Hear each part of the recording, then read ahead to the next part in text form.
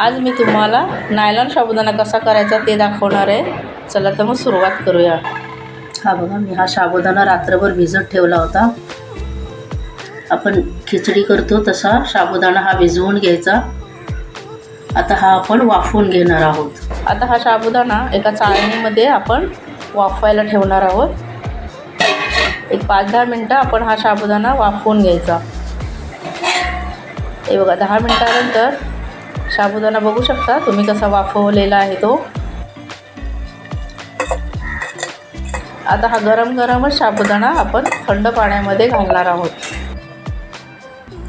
Gas बंद केल्यानंतर हे सगळं पाण्यामध्ये काढून घ्यायचं. असं पाण्यामध्ये काढल्यानंतर बघा, ह्या एक साबुदाणा अलग होतो. सगळा हा वेगवेगळा साबुदाणा होतो. शिजवताना चिकटलेला असतो, पाण्यात टाकल्यामुळे हा सगळा वेगवेगळा साबुदाणा होतो. तर ह्याच्यानंतर काय करायचं, हे पुन्हा पाणी आपण चाळणीने गाळून घ्यायचं हे पाणी सगळं, आणि साबुदाणा वेगवेगळा करायचा. हे बघा, हे मी गाळणीमध्ये ताटामधला साबुदाणा सगळा गाळून घेतलेला आहे. आता एक थोडा वेळ आपण हे सगळं असंच ठेवायचं, कारण ह्यातलं सगळं पाणी निघून गेलं पाहिजे. पाणी निघून गेल्यानंतर एका प्लॅस्टिकवर कडक उन्हामध्ये वाळवून घ्यायचं. एक 3-4 दिवस वाळवून घ्यायचं. आता हे सगळं पाणी घालवते मी.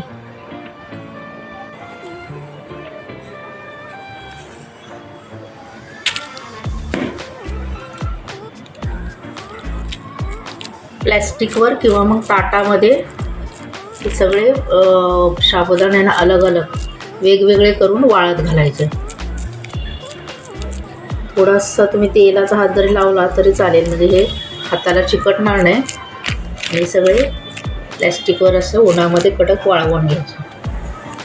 हे हाताला चिकटतं ना, थोडंसं तेल लाव, जास्त तेल लावायचं नाही. तर आपल्याला हे साठवून ठेवायचं असतं ना, त्यामुळे तेल नाही जास्त लावायचं. बिना तेलाचंच हे उन्हामध्ये सुकवून घ्यायचं.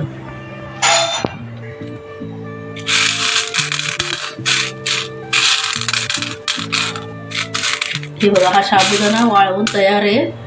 हा तळण्यासाठी आता बरोबर झालेला आहे, तयार झालेला आहे तळण्यासाठी. हा थोडा टाकला की दुप्पट फुलतो साबुदाणा. आवाज बघा कसा येतोय. हा मी पंख्याखाली सुकवलेला आहे, तरीसुद्धा एवढा चांगला वाळलेला आहे. तर आता मी तळून घेते, तुम्हाला चिवडा कसा करायचा ते दाखवते. आता आपण चिवडा करायला सुरुवात करूया. तेल एकदम कडक तापवून घ्यायचं सुरुवातीला, नंतर गॅस कमी करायचा, आणि थोडे तांदूळ हे साबुदाणा तेलामध्ये सोडायचे. बघा, तुम्ही बघू शकता किती फुललेले आहेत व्यवस्थित.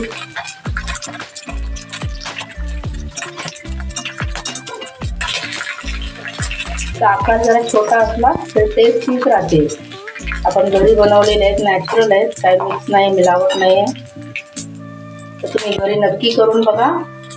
मी केलेले हे रेसिपी तुम्हाला आवडल्यास त्यास लाईक करा, शेअर करा, सबस्क्राईब करा. आता शेंगदाणे तळूया.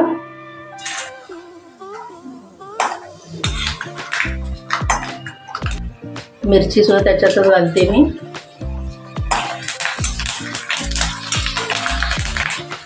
आता बटाट्याचा खिसा घरीच बनवलेला आहे, तो थोडा घालूया आपण.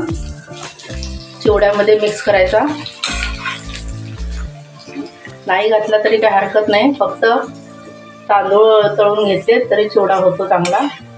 आता वरून मीठ घालायचं, थोडीशी साखर भरभरायची आणि चिवडा तयार. वरून थोडंसं मीठ घालायचं आणि थोडीशी पिठी साखर घालायची, आणि हा चिवडा मिक्स करायचा, आणि हा खाण्यासाठी तयार आहे.